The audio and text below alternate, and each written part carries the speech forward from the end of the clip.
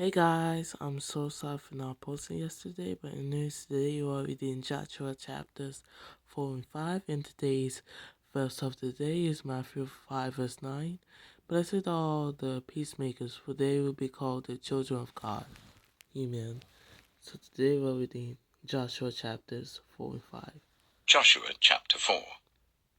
When the whole nation had finished crossing the Jordan, the Lord said to Joshua, "Choose 12 men from among the people, one from each tribe, and tell them to take up 12 stones from the middle of the Jordan, from right where the priests are standing, and carry them over with you and put them down at the place where you stay tonight."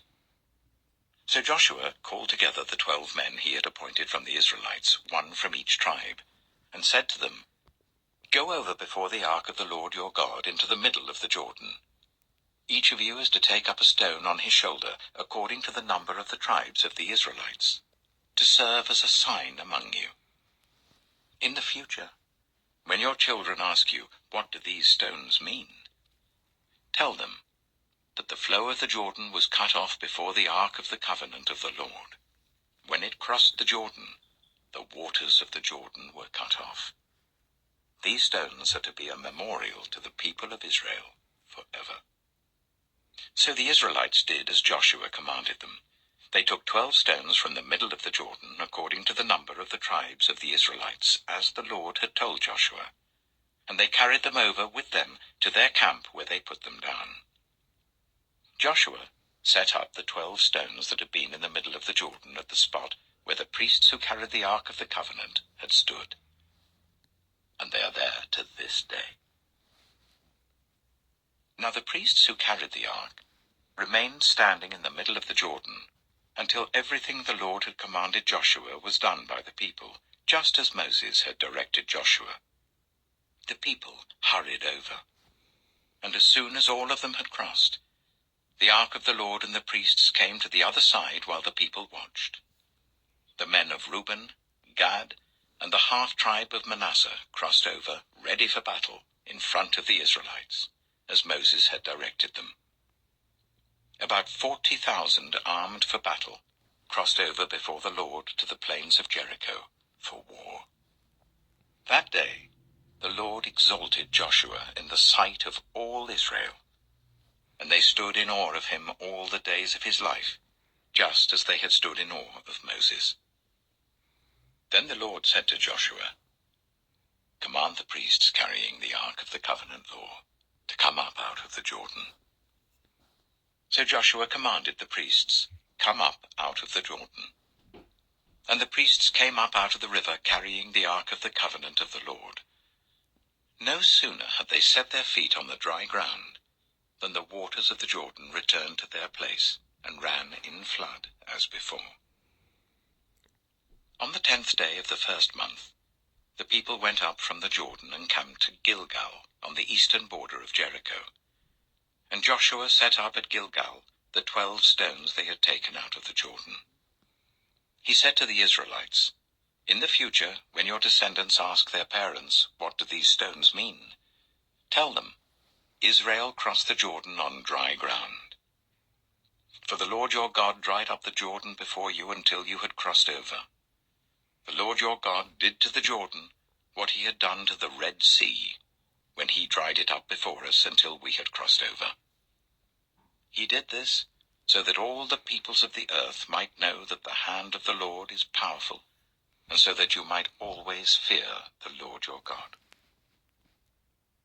Amen. Joshua chapter Amen. So that was Joshua chapter 4, and now we'll go read Joshua chapter 5. 5. Now when all the Amorite kings west of the Jordan, and all the Canaanite kings along the coast, heard how the Lord had dried up the Jordan before the Israelites until they had crossed over, their hearts melted in fear, and they no longer had the courage to face the Israelites. At that time the Lord said to Joshua, "Make flint knives and circumcise the Israelites again." So Joshua made flint knives and circumcised the Israelites at Gibeath-haaraloth. Now this is why he did so. All those who came out of Egypt, all the men of military age, died in the wilderness on the way after leaving Egypt. All the people that came out had been circumcised, but all the people born in the wilderness during the journey from Egypt had not. The Israelites had moved about in the wilderness for 40 years, until all the men who were of military age when they left Egypt had died, since they had not obeyed the Lord. For the Lord had sworn to them that they would not see the land that he had solemnly promised their ancestors to give us, a land flowing with milk and honey. So he raised up their sons in their place, and these were the ones Joshua circumcised. They were still uncircumcised because they had not been circumcised on the way. And after the whole nation had been circumcised, they remained where they were in camp until they were healed. Then the Lord said to Joshua, "Today I have rolled away the reproach of Egypt from you." So the place has been called Gilgal to this day. On the evening of the 14th day of the month, while camped at Gilgal on the plains of Jericho, the Israelites celebrated the Passover. The day after the Passover, that very day, they ate some of the produce of the land, unleavened bread and roasted grain. The manna stopped the day after they ate this food from the land.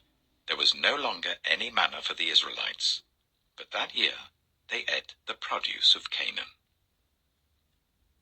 Now when Joshua was near Jericho, he looked up and saw a man standing in front of him with a drawn sword in his hand. Joshua went up to him and asked, "Are you for us or for our enemies?" "Neither," he replied, "but as commander of the army of the Lord I have now come." Then Joshua fell face down to the ground in reverence and asked him, "What message does my Lord have for his servant?" The commander of the Lord's army replied, "Take off your sandals, for the place where you are standing is holy." And Joshua did so. Amen. So that was Joshua chapters 4 and 5. And tomorrow we'll go with Joshua chapter 6. I'm going to end the video off here. And you guys have a blessed night. Amen.